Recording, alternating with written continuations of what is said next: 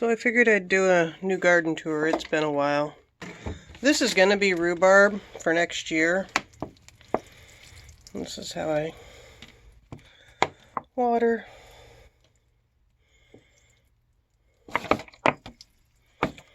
So that's that one. That's the AeroGarden basil. That's a daisy that didn't thrive. This is a Korean melon that is refusing to set melons. Can you see how involved it gets? Can you see it? Can you see it? To the AeroGarden. Yeah, has refused to set melons. So either... Okay, so I scavenge my seeds from things that we eat. I'm very much a seed saver. And it's completely possible this is a hybrid that doesn't have the ability to set melons.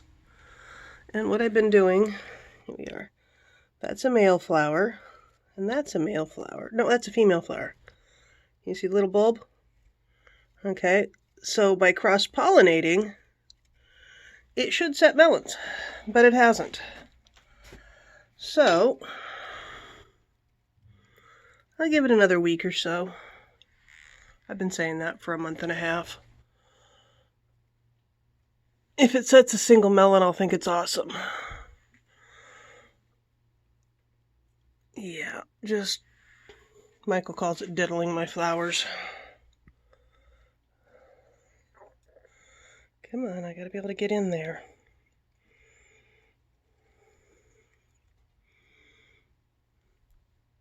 And that one, good enough. Anyway, it hasn't set. That's a hydroponic basil. That's a hydroponic basil. That's a hydroponic basil that died for some reason. I don't know why. Then that's a lone chive from an entire package of seeds. Those didn't sprout, whatever they were. I need to redo them. Let me turn this light off for a second. Okay, we've got some radishes that aren't thriving, some thyme plants that aren't thriving, a couple of garlic chives that came up. That's my lone stevia out of an entire package of seeds. That one sprouted and it's been sitting there like that for months. And those are geraniums. See, they're pretty. We have a big, huge geranium thing in the front yard, and I clipped some snips off of it. Now we have to go this way. No, I'm not showing you the messy area. Open this.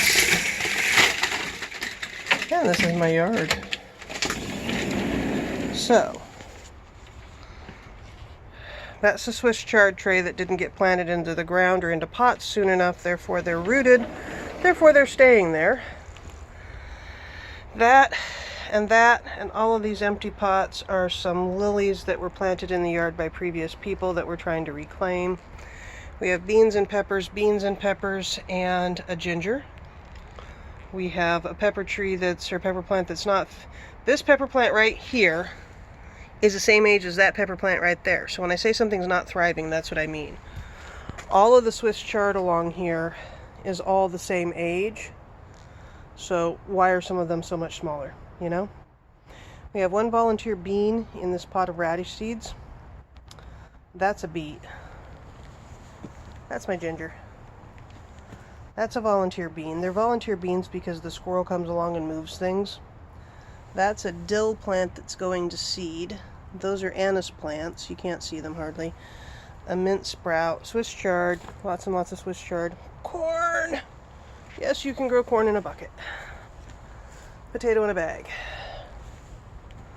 Another anise plant. Can you see it there? Beans and chocolate mint and horseradish and corn and Brussels sprout that is not thriving. It should have already made its tower, and it hasn't made its tower. And a volunteer bean, because the squirrel decided to put a bean in every single pot it could get a hold of. It took them out from over there, took them out of the ground, and brought them over here and put them in pots. A Marionberry blackberry, if anybody wants a Marionberry. These pretty yellow daisy flowers next to some dandelions, because I'm growing them for the roots. Peppermint. Kale with onions. Garlic seed pods, hoping for some seeds. Oregano, thyme. 2 more Brussels sprouts that are not making towers yet. They should have already. The husband's been pulling the trees up that the squirrel plants and putting them into pots. I'll come around to get a better look at that. The roses. Okay, so this is a hazelnut, and this is a hazelnut that the squirrel planted. I don't remember what that one is, he knew. Most of these are white oaks. That's a chestnut. That's a blueberry plant. I don't remember what that is. Anyway. Sorrel. Then this is the flower bed that looks so beautiful in the spring that doesn't in the fall, and we need to reorganize. But this is a Three Sisters garden. So we have, let's see. Where's my finger? There we are. We have squash. And a squash up here. And a bunch of beans and a bunch of corn. They may or may not get to harvest time. This little bed here is some beans planted for nitrogen in the soil and some onion seeds. And the onion seeds I don't know if are viable or not, but the beans are. You put beans down in the fall to sink nitrogen into your soil, whether the beans actually get to the point of being harvestable or not. So these tomatoes were bought at a specific nursery. I'm not going to name the nursery. They are the most lackadaisical tomatoes I have ever grown. Okay? Ever. These cages should be full. These cages should be full. Garlic, onions, because I can't not plant garlic and onions. Tomatoes. This tomato's doing good. Okay. Michael harvests them as fast as they grow. 2 callos came back from last year. That's that big green leaf down there. We had planted them in these pots last year, and then we planted them out in the front yard this year, and 2 of them came back in the pot, which means I didn't do a good enough job of searching. That's a bean. You know how the video shows, excuse me? You know how the video shows cutting the base off of the carrot and putting it in dirt? This is what you get when you do that. You don't actually get carrots, but you do get carrot flowers. I would pull one and show you, but I want to get the carrot seeds, so I'm not going to. That's a celery base that got cut off and dumped into dirt next to a lettuce that the slugs are eating. These are beans, 2 different types. This is a pole bean, or a bush bean, and this is an asparagus or a yard-long bean coming up. These are beans, along with some Swiss chard. That's again that other. This tomato got poisoned. It got set too close to the rhododendron, and the rhododendron burned its leaves, because rhododendrons can do that. But it's doing okay. More beans that the slugs are just absolutely decimating. Slug trap. Slug trap. There's onions. There's potatoes in here, but we dug them already. And then that's a sweet potato. We got sweet potatoes last year. It was really fun. The basil. More basil. Those are peas that I'm trying through the summer because they said they're heat resistant, and they're not really doing that good. They should be all the way up the cage. Chard. Chard. Your secret of the day is that Swiss chard is simply beet greens. It's a hybrid, or not a hybrid, a spin-off of the sugar beet, designed to not make a beet. So it's the greens from the beet without the beet. I love Swiss chard. This is called Chinese kale. It's also broccolini. It's been having its own slug problems. Yeah, there's a drowned slug in that cup right there. It's gonna flower soon though. Some lettuce is still going on. Some lettuce is still going on. That lettuce is bolted. That lettuce is not. That lettuce is bolted. So the romaine has bolted. This is all kale. Probably harvest some in the next day or so. More Swiss chard. You cannot plant enough Swiss chard if you eat Swiss chard. Sweet potatoes in bag. Doing great.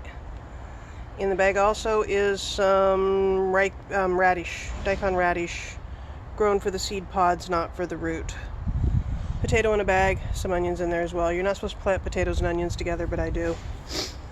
Coming over here, this is a Three Sisters garden.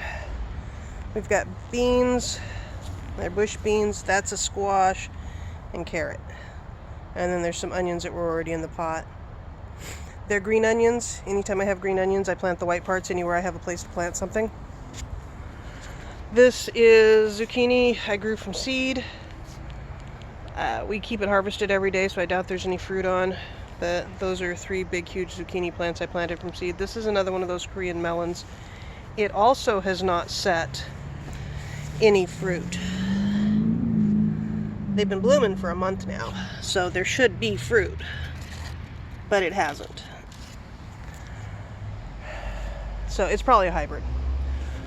Way down at the end down there, there's a 2.5 by 4 foot patch of tilled dirt that some compost was added into and some bark was added into, and I planted some beans because that dirt down there is so compact we put potatoes in there and they grew, but they didn't really make potatoes because the dirt was too dense. So we're trying to loosen the dirt up a little bit. These here that you can't see, and there's more on the other side that I'll show you, are some willow bushes. These are willow bushes. They grow to be about 6 foot tall. They're not trees. And they make bushes. And he's planting them along the fence line as we get more and more of them. That's lemon balm, or bee balm, or whichever. This is pumpkin. That's 3 more corn that are not thriving. They were planted at the same time as those big buckets. Not thriving. There's flower buds on the pumpkins, but the pumpkins have not made flowers yet. These, I got a kombucha, kabo, whatever, Japanese squash. The really yummy ones. And I scavenged the seeds out of them, and the seeds were a bit on the immature side. And I went, what the heck, and we dug a trench and we planted them. And, see, we have, there he is. See? And again, those are scavenged seeds. It's growing up through the blackberry. And it's growing up through the blackberry over there, and there's a whole bunch more over there. This area right here was the potato harvest. And all we've been doing is when a potato goes to eyes, we take it out and put it in the next spot in the ground. And we wound up with maybe 5 pounds. Maybe 5 pounds of potatoes. See? See? I don't know if you can see it or not because I can't see my screen.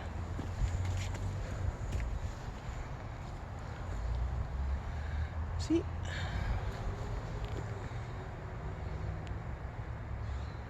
Where are you at? Where are you at? There you are. That's dill. It's doing okay. That's a fennel. It's gone to flower. The ground here, like I said, is really compact, so things are stunted. Hopefully next year they'll get bigger. That's a rosemary. The husband's planted probably 30 rosemary plants around the property. Blueberry. This is our lilac. This is a zucchini. This is a zucchini. This is a zucchini. And this is a zucchini. That was an artichoke. That was an artichoke. That's the artichoke that we let go to flower. That's a blueberry. These are some radish greens. When you grow radishes, they make these seed pods. These seed pods are yummy, okay? They're really, really yummy. Onions and garlic in clay soil, not thriving. Fava beans, fava beans. Let me see if I can get a fava bean in there. If you've never had fresh fava beans, consider growing them next year, okay? A, they're amazing for your soil. Lemon balm or bee balm or whatever. They're amazing for your soil. Ah, spider on me. And they're yummy. That's a potato plant. So again, you just dig a spot and put a potato in. See what happens. The compost bin. That was last year's compost. This is this year's compost. Let's do it this way. The compost bin. The twig pile. The refuse, the blackberries and stuff that you don't want in your compost. The overproducing apple tree. Can you see how many apples are on this sucker?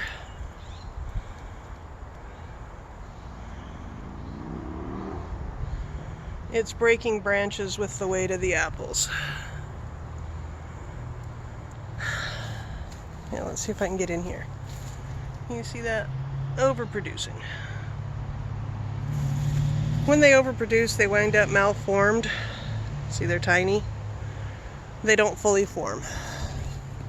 But they make good juice, so that's fine.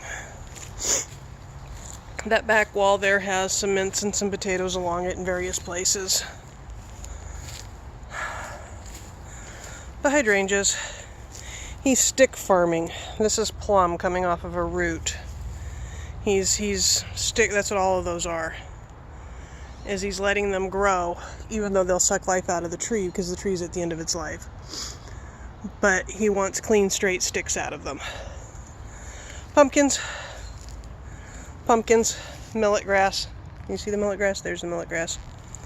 There's no flowers yet on the pumpkins. There are 3 different types of pumpkins, which is why they're in different areas of the yard. Going back to that melon and that Korean melon and that Japanese squash, if you plant hard shell pumpkins next to each other, they'll cross-pollinate, and if you plant soft shell squashes next to each other, they'll cross-pollinate, and if you plant melons next to each other, they'll cross-pollinate, and if you plant cucumbers next to each other, they'll cross-pollinate. What that means is that the next season the seeds aren't any good. They won't grow true. So the little Korean melon I've been nursing since March, hasn't made any melons because it's cross-pollinated probably. But I get stuff. I put the seeds in the ground. We've successfully grown orange trees in the past. We've grown avocado trees. It's bright and hot out here, by the way. So that's pretty much my garden. We have a lot of unused space. But we're taking it a bite-sized chunk at a time, and we know how to container garden more than we know how to ground garden. Ground gardening is a different experience. I can do it, but committing to it, it's just not in my... Well, there was a butterfly there. It flew off when I focused on it. I'm not at the comfort level of throwing in a ground garden right now, except for the little bit that we have. We're doing it a piece at a time. Besides the fact that this dirt is so hard pan, and so clay, and so dead. It would take some major to bring this dirt and the flower beds back into something you could put vegetables into. We would have to bring in a truckload of manure, compost of some form, and toss the beds. We don't have a rototiller. We both have bad backs. We don't have the funds for a truckload of compost. So we're doing it a little bit at a time. We're doing it a bag of dirt in pots at a time. These Inkit pots come from the dollar store.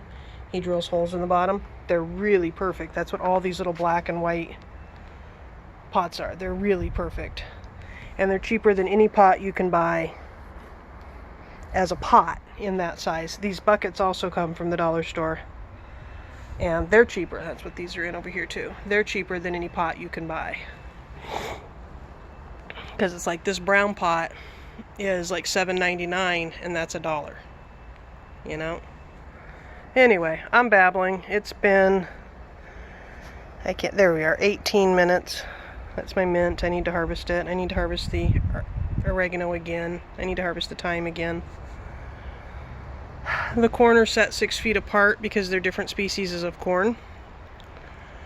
This one's 1 week older than this one. And when you plant corn, you have to plant different species at least 6 feet apart or they'll cross-pollinate. Which will affect your corn this year, not just your seed for next year. That oregano went completely to seed. Right here. Or to flower. Right here. So when your oregano goes to flower, these are woody oregano, I gotta bring out snips. You just snip it down shorter and go again. And snip it down shorter and go again. You know? Anyway, we're hitting 20 minutes. I thought I'd post a video on the garden. It doesn't look like much, but it is. It really is. We've gotten many meals out of it. We're having fun. I'm tired. I will talk to you later. Bye-bye.